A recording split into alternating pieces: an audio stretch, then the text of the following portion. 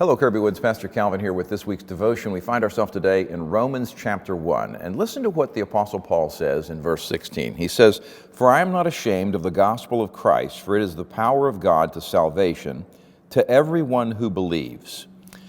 You know, this time of year, Christmas time, we're seeing an increased, pushback against Christianity. People say, well, happy holidays, or it's offensive if you say Christmas or if you talk about Christ.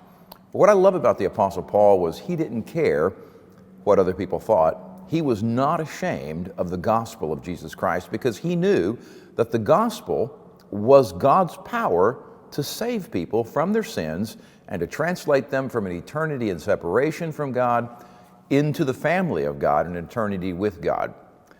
The reason I bring this up at this time of year is because I don't think there's any greater opportunity for Christians than Christmas time to present the message of the gospel. Because Christmas, Christ Mass, simply means a celebration of the Christ.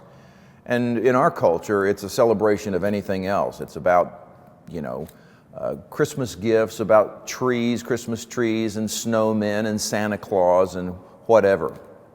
But for you and me, as followers of Jesus Christ, this is the time of the year that we tell people who is the reason for the season, why Jesus was born, why he came, why he lived a perfect life, so that he could die on a cross for you and for me to save us from our sins.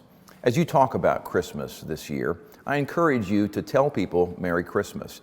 It's not offensive if you're being honest about your faith. I mean, it might be offensive to some people, but the gospel by itself is offensive.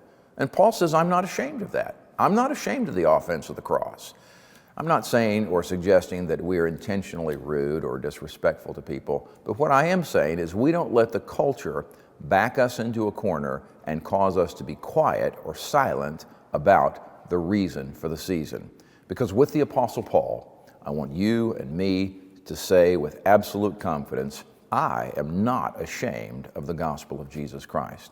And I hope that, as the old Christmas song says, we'll go tell it on the mountains that Jesus Christ is born. We'll tell everyone that we can, every opportunity we have, we'll speak the truth about Jesus, who he is, why he came, and that Christmas is a time for us to celebrate the reality that God loved the world so much that he gave his only begotten Son. Merry Christmas to you. I love you. Hope to see you here this coming Sunday.